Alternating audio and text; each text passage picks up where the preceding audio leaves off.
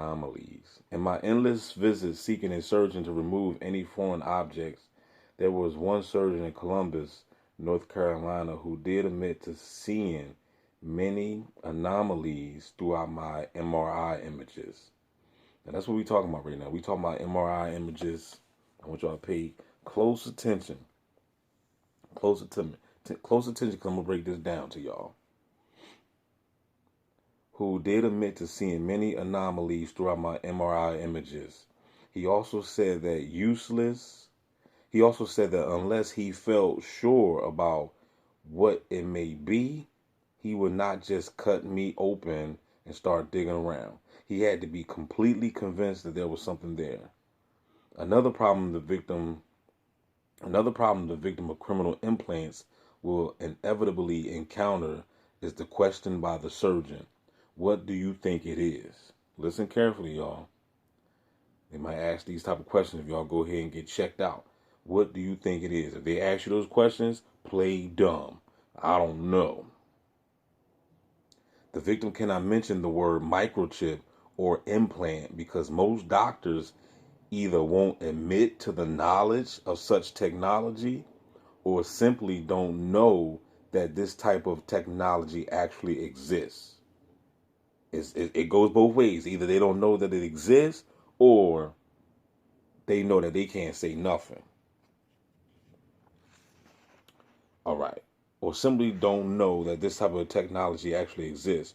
Or worse, they will think that, listen now, they will think that the victim is insane or mentally ill. And this is the psyops.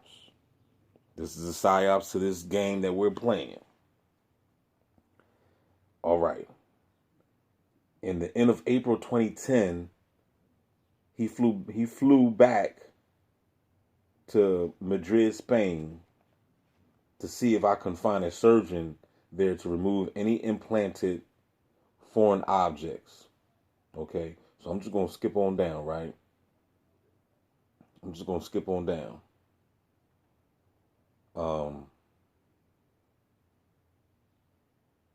You have what looks like two needles. Now check this out.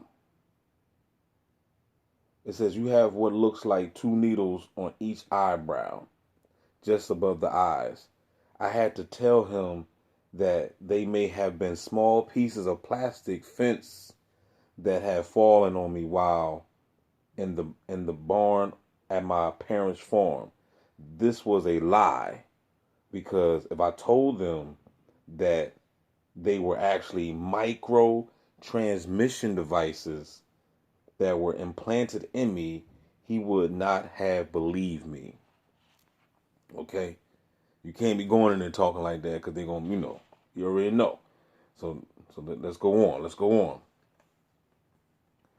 The other thing I've encountered is that even if the doctors believe me, they are terrified into silence and will not help because they know how many atrocities that have been committed by the U.S.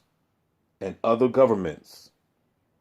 Any implant that is not therapeutic and was installed without the victim's knowledge or consent is obviously criminal. Many doctors do not want to help a victim for fear that the perpetrators will harm them or their families. Therefore, they do not want to get involved. Now, this is funny because I had this conversation with Davis one time. And I was telling him, because he was trying to say, well, hey, if you feel, the implants inside or burning inside, that's evidence, man. You can go ahead and that's evidence that you could present. I said, look, man. I said, I can go ahead and spend, first of all, us TIs ain't got no money for no MRIs, no CAT scans, and nothing like that. But I told him, I said, if I had the bread to go ahead and get scanned, they will find stuff in all of our bodies, right? They will find stuff in all of our bodies. But what will happen is After the exam, when it's all said and done, either a white van or a black van will pull up without my knowledge of it. It will be a back door or something. They will pull up, the men in black will pop out. They would immediately confiscate the evidence from the doctor, and they would give the doctor some type of bogus results stating everything came back inconclusive and that the targeted individual has no such thing in the body. And then they would just probably try to prescribe me with some Oxycontins or some type of pills that would just turn me into a zombie. Because you got to understand how big this thing is. We're talking national security. We're talking criminalization going on here. And they've been doing this for a long time. So that's why I be trying to tell people, forget about lawsuits and stuff like that, because this is big. You're not going to sue. You're not going to be able to sue national security. Okay? You're not going to be able to do it because it's just too damn colossal. So I'm going to go ahead and read on just a little bit more. I'm going to show y'all real quick. All right. Now, it says, on this visit to Spain, the doctor said that I could have the foreign objects above my eyes removed, but not until 2 months later. I did not want to stay in Spain for more months of waiting. Let me just skip on down this right here. So he went from Spain. Then he said I found another doctor in London, England, who was willing to re-ultrasound the foreign object in my navel. I told him I had a scar on my navel, which had shown up previously, a previous ultrasound and MRI images was causing me great pain. Right? He had a small lump and everything, right? So I'm going on down. It says, now I'm telling you the prices that he had to pay. It says this was the truth because until until a suspected implant is extracted from someone and is acknowledged and it is actually sitting there on the table, who really knows what it is? It says the consultation fee alone was 350 English pounds or around 500 US dollars. The ultrasound would be 328 English. Let me turn the page real quick. Hold on. 328 English pounds or around 450 US dollars. This is a very expensive, not to mention the expenses of the airline, round trip ticket, and a week at a hotel and other related expenses. I felt it was something I had to do. I had to try. Now, see, they know that we ain't got that type of money to be doing this. So that's why it's easily to target poor people. You know what I'm saying? Now, check this out. This is what I really, really wanted to show y'all. This is also, at this point, I had been living with my mother and my father at their house for over a year and a half. And over a year and a half, no man who was 48 years old wants to live with his mommy and daddy. Tell me about it, right? But these were extraordinary circumstances, and they had been tolerant of me. They had encouraged me. Now check this out. They had encouraged me to get a place of my own, but I was afraid that the druggings and poisonings and break-ins would start occurring again. Now, testify right now. Leave in the comment section how many of y'all experienced that. And look, I experienced that even at my mom's crib. You know what I'm saying? I experienced that. They get them to participate in the bull crap. You see what I'm saying? They break in your car. You know what I'm saying? All types of stupid crap. When I used to sleep in my car, it'd be times when I used to wake up, right? When I wake up, my door would be ajar. You know what I'm saying? And I was never afraid or nothing like that, but that's what they want. They want you, afraid or whatever, panicking. That's what it's all about. It's all about, having you just losing your mind with fear. The fear of unknown and stuff. You know what I'm saying? So check this out.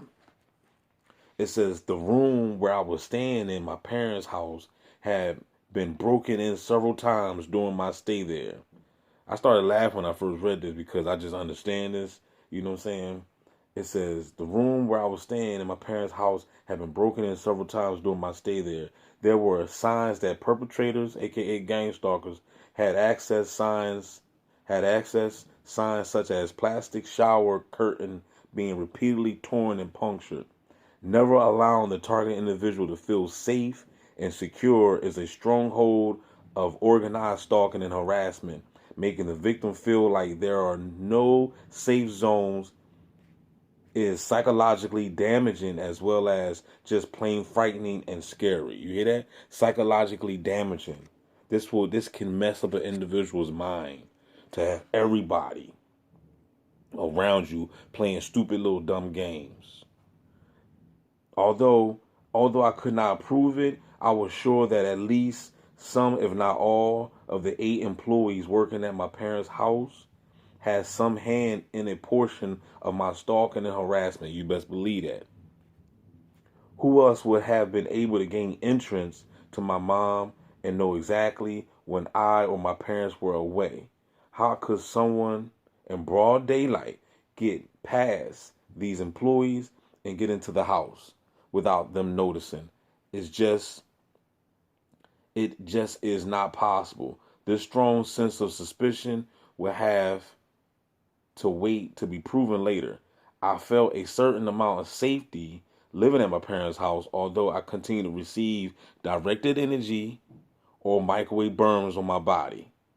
I felt a certain amount of safety living in my parents' house, although I continue to receive directed energy or microwave burns on my body and continue to suffer sleep deprivation and frightening and bizarre, manipulated, vivid dreams. Okay, y'all. So you got to understand, um, the situation of this program.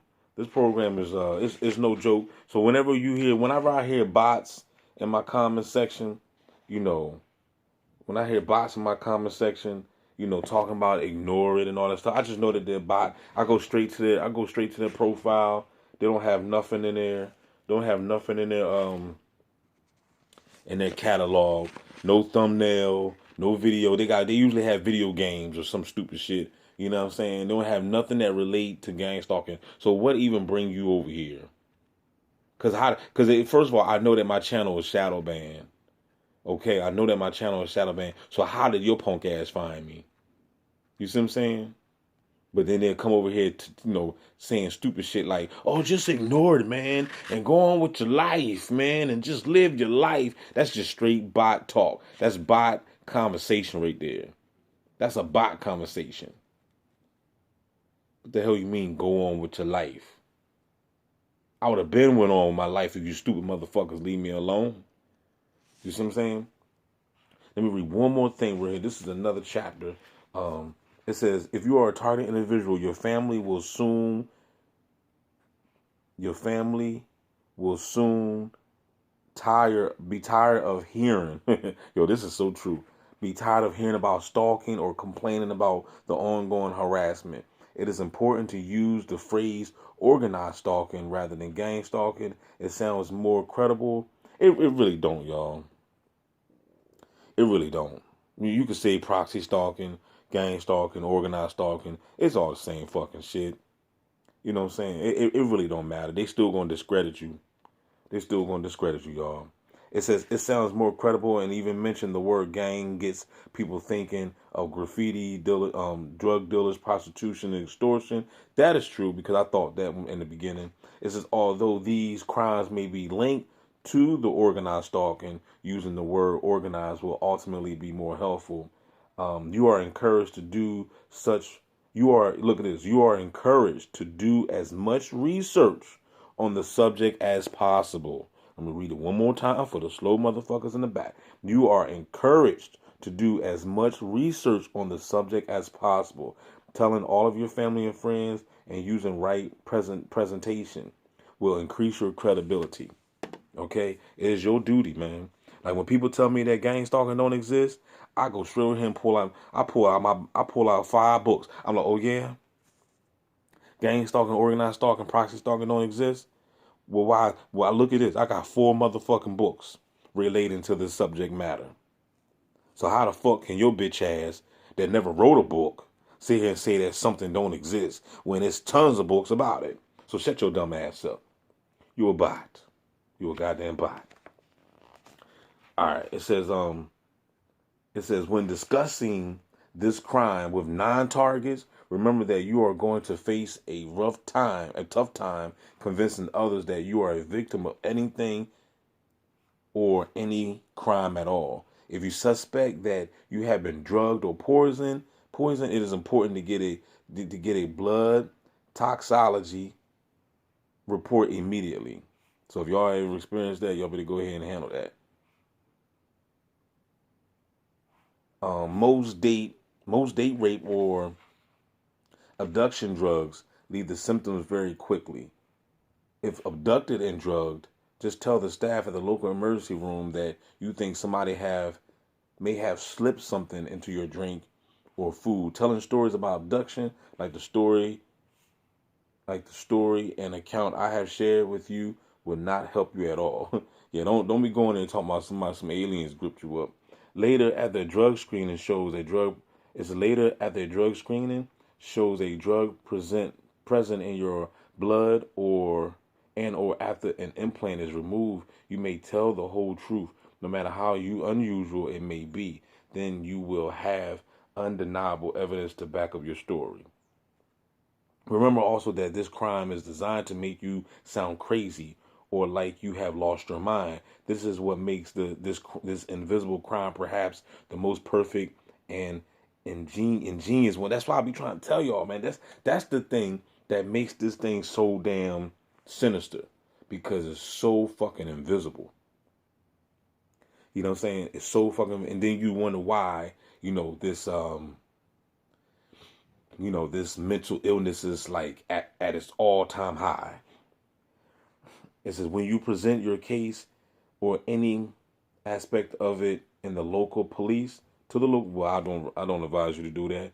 It says you must remain calm at all times, no matter how frightening you may be. Speak slowly without panic and without using hand gestures. This is while describing what has happened to you. Using devices like the Sony digital voice recorder or an RF digital or analog frequency meter will also add evidence to the crime that is being committed. Let me see what else I want to read to y'all real quick. I can tell you from personal experience that this crime is a living nightmare for the target individual. I'm going to say that again, y'all. I can tell you from personal experience. See, this ain't just DB reading from a book. This has become my life, you know what I'm saying? And I'm not proud to say that, but it is. It is what it is. You know what I'm saying? It says, I can tell you from personal experiences that this crime has become this crime is a living nightmare for target individuals. You must remain strong, drink lots of water, and take lots of vitamins. It says vitamin and water intake may be two of the most important pieces of advice for survival. And I'm adding in herbs. Get your herb game up. Okay.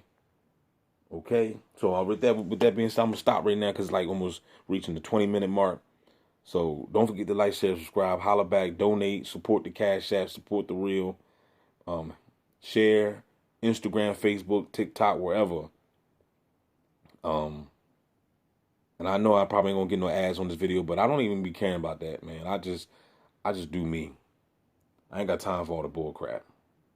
You know what I'm saying? So holla back, y'all. And that's why I just ask y'all to even, if y'all really fuck with me, then you'll just support the Cash App. Holla Bizak.